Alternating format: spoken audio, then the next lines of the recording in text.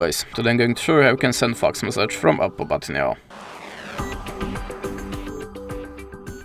So in the first step, let's open the Play Store, tap on the search bar and look for the fax app.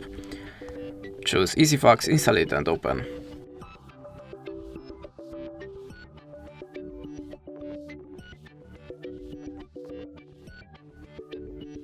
Sorry about the rotation.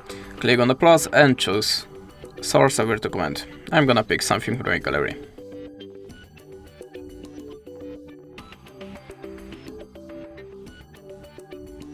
Like this photo, for example. Just select it and click on the import. Now you can adjust the shape, your document or the picture. If you're ready, click on the arrow icon. Then you can choose the filter for the photo to make it more visible. Now just choose the country on the list and type the number in this place. To send the message, just click on this button. And that's it. Thanks for watching and goodbye.